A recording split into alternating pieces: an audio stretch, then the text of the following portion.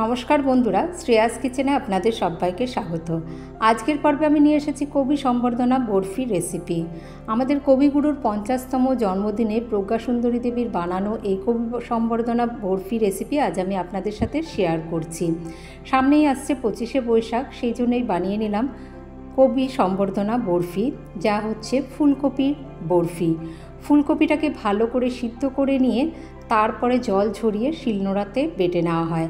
আমি এখানে 7-8 মিনিট ভালো করে ফুলকপিটাকে আগে সিদ্ধ করে নিচ্ছি, তারপরে জল ঝরিয়ে গ্রাইন্ডারে এর একটা দানাদার পেস্ট বানিয়ে নিচ্ছি। আমি আর শিলনোড়াতে বাটিনি, এটাকে আমি এই গ্রাইন্ডারেই জল ঝরিয়ে ঠান্ডা করে বেটে নিচ্ছি। ঠাকুরবাড়ির নানা রকম অভিনব রেসিপির মধ্যে এটি কিন্তু আমার বেশ লেগেছে। কড়াইতে দিয়েছি 2 চামচ ঘি। ঘিয়ের মধ্যে প্রথমে আমি অল্প কাজু বাদাম আর আলমন্ড একটু ভেজে নিচ্ছি। তারপরে এটা ভাজা হয়ে এলে তারপরে দিয়ে দেবো অল্প করে কিশমিশ। কিশমিশটা দিয়ে কয়েক সেকেন্ড একটু নাড়াচাড়া করেই তুলে নেব, কারণ কিশমিশটা না হলে পুড়ে যেতে পারে। সেজন্য কিশমিশটা একটু শেষে দিলাম, আর কয়েক সেকেন্ড একটু নাড়াচাড়া করে নিয়েই তারপরে এই বাদাম আর কিশমিশটা তুলে নিচ্ছি। তারপরে এই ঘিয়ের মধ্যেই আমি এখানে 2 চামচ ঘি আগে দিয়ে দিয়েছি। এই ঘিয়ের মধ্যে যে ফুলকপিটা আমরা পেস্ট বানিয়ে নিয়েছি সেই ফুলকপিটা দিয়ে দিচ্ছি। দেখুন, ফুলকপিটা একদম খুব মিহি পেস্ট না, আবার একটু দানাদার পেস্ট হয়েছে। এই রকম করে পেস্ট করে নিয়ে আমরা খুব ভালো করে ঘিয়ের মধ্যে একদম ভেজে নেব। এর যেটুকু জল ভাব রয়েছে সেটা কেটে যাবে এবং বেশ শুকনো শুকনো হয়ে আসবে। সেই সময় অবধি হালকা কালারটাও চেঞ্জ হয়ে আসবে, আমরা ভেজে নেব। তারপরে মনে হলো আর একটুখানি ঘি, সেই জন্য আমি আর 2 চামচ ঘি এখানে অ্যাড করে দিলাম।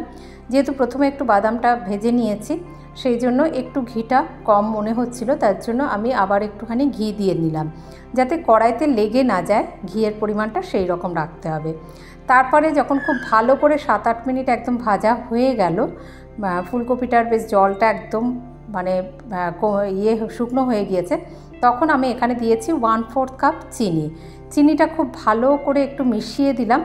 মিশিয়ে দিয়ে তারপরে আমরা চিনিটা একটু গলে যাওয়া অবধি অপেক্ষা করব। চিনিটা আস্তে আস্তে গলে পুরো দেখুন এই চিনিটা একদম গলে গিয়ে মিশে গিয়েছে, আর এর ফলে একটু কালারটাও কিন্তু চেঞ্জ হয়ে এসেছে। এবার ফুলকপি দিয়ে এরকম বরফি বানানো যায়, আর খেতে কিন্তু বেশ স্বাদের হয়েছিল বলে একটু গন্ধটা ফুলকপির থেকেই যায়, একটু লাগে, কিন্তু এর মধ্যে এত সব জিনিস দেওয়ার ফলে বরফিটা কিন্তু খেতে বেশ ভালোই হয়েছিল।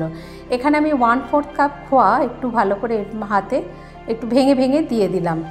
যখন পুরো চিনিটা মিশে গিয়েছে, গলে গিয়ে একদম জলটা যে বেরিয়েছিল চিনি গলবার ফলে, সেই জলটা যখন টেনে গেল তখনই কিন্তু এই খোয়াটা মিশিয়ে দিলাম। তারপরে খোয়াটা যখন একদম পুরো ভালো করে মিশে গেল, তা আমি এখানে ভেজে রাখা কিশমিশটা দিয়ে দেব, আর বাদামগুলোকে একটুখানি কেটে রেখেছি, যেটা পরে আমরা গার্নিশিংয়ের সময় ওপরের দিকে একটু বাদামগুলো ব্যবহার করেছি, আর সেই জন্য কিশমিশটা এখনই দিয়ে দিলাম এর মধ্যেই একবারে। পুরো দেখুন একদম কড়াই ছেড়ে চলে আসে, সেই রকমই কিন্তু এটা তৈরি হয়েছিল। একদম এইভাবে যেরকম আমরা হালুয়া বানাই, একদম কড়াই ছেড়ে চলে আসবে ঘিয়ের পরিমাণটা, সেই জন্য সেই রকমই দিতে হবে।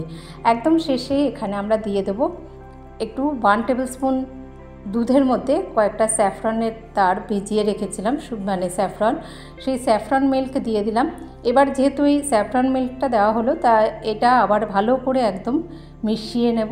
সেই জন্য এখানে এরকম করে দেখুন খুব ভালো করে যখন মিশে যাবে, এই যে একদম শুকনো শুকনো হয়ে গিয়েছে, তারপরে আমরা এটাকে নামিয়ে একটা প্লেটের মধ্যে ছড়িয়ে দেব। এইভাবে এই ফুলকপির বরফি, সত্যি আমাদের কবি খুবই খাদ্যরসিক ছিলেন, তা সেই জন্য ঠাকুরবাড়ির নানা রকম রান্না বিভিন্ন ধরনের রান্নার মধ্যে নতুনত্ব কিন্তু থাকেই।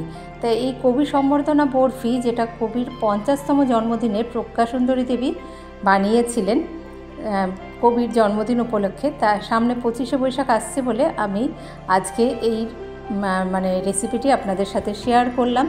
এই প্লেটে একটুখানি প্রথমে ঘি মাখিয়ে নিয়েছিলাম, তারপরে দিয়ে একটু স্প্যাচুলার সাহায্যে বা হাতার সাহায্যে এটাকে একটু স্কোয়ার আকার করে দিতে পারেন। তাছাড়া চাইলে কোনো স্কোয়ার কেক টিনের মধ্যে একটা বাটার পেপার দিয়ে তার উপরেও দিলে একেবারে বাটার পেপার সহ তুলে নিলে এটা এই উপরে এইভাবে দেখুন বাদামগুলোকে দিয়ে দিলাম।